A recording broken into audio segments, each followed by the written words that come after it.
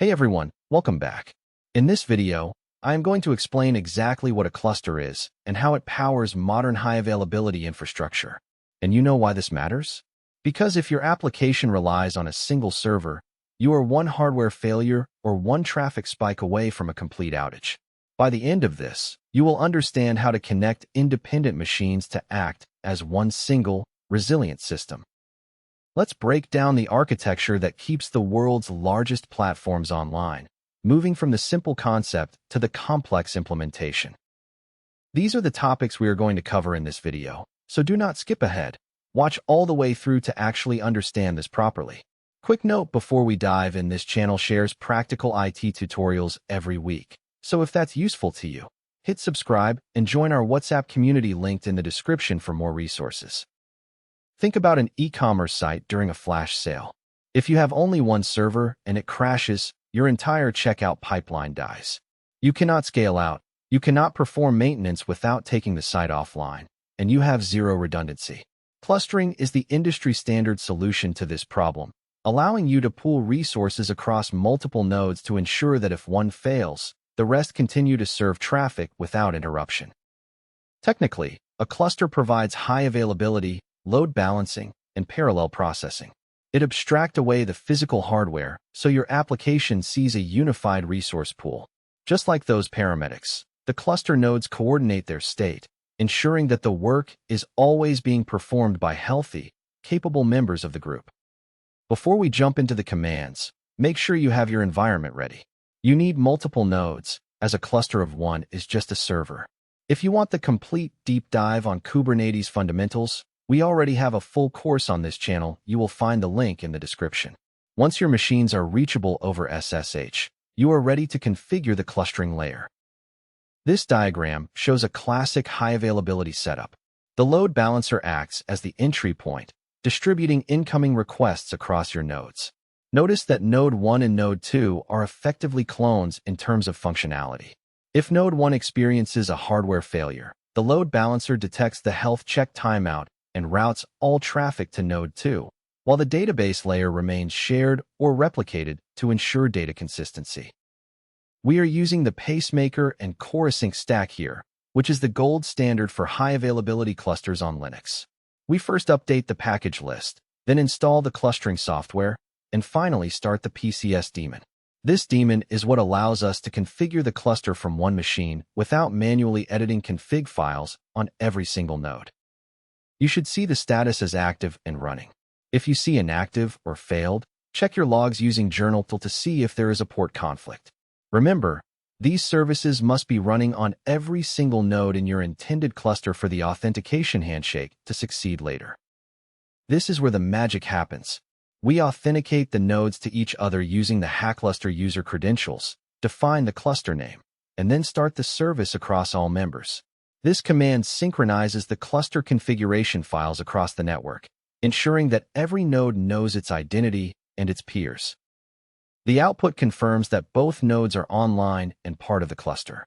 If you see a status of offline, check your firewall settings to ensure that the Corosync ports, usually 5404 and 5405, are open between the nodes.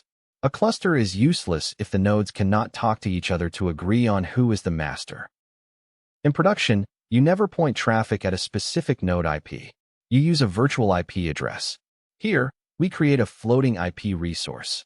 We then set a constraint so that the web server service always follows the virtual IP.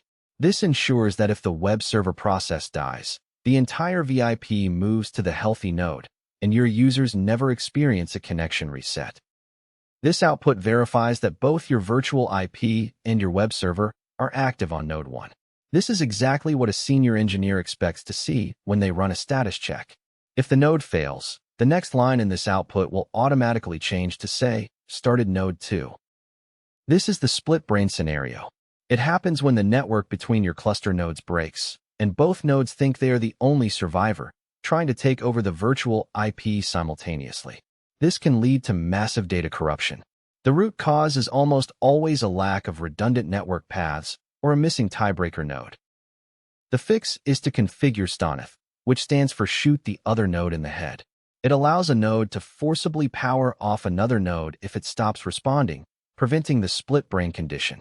You should also set the no quorum policy to stop, which forces the cluster to shut down if it cannot reach a majority of nodes, protecting your data integrity. This logistics company saved thousands of man-hours by automating their failover. Before this, they had to manually update DNS records and restart services, which took nearly 20 minutes per incident. By using a clustered architecture, they achieved 99.999% availability, ensuring that their delivery partners always have access to real-time status data. Clustering adds significant operational complexity. If you are running simple stateless web apps, Kubernetes handles this for you automatically. Only build custom clusters like the one we showed today when you have specific low-level infrastructure requirements that orchestrators cannot easily satisfy. The complexity of managing fencing and state is a real cost. The primary benefit here is peace of mind. When your infrastructure is clustered, you stop getting 3 a.m. pages for minor hardware issues. Elite engineering teams rely on these patterns to ensure that their services are resilient to the inherent instability of physical hardware. This is the difference between a project that works on a laptop and a platform that runs a business. Always remember that a cluster is only as strong as its consensus mechanism. Without fencing, your cluster is a liability, not an asset. Start small with a 2-node setup, test the failover thoroughly, and only then move to production. If you have any questions about specific cluster configurations, drop a comment below or join us on our WhatsApp community. If you found this guide to clustering helpful, hit the subscribe button and join our WhatsApp community in the description for more advanced tutorials and IT career guidance. Every week, we break down the complex topics that actually matter for your professional growth. Thanks for watching. This channel is dedicated to providing knowledgeable content for IT professionals building their skills in Linux, cloud, DevOps, Python, artificial intelligence, and machine learning. Subscribe to stay updated, and I will see you in the next one.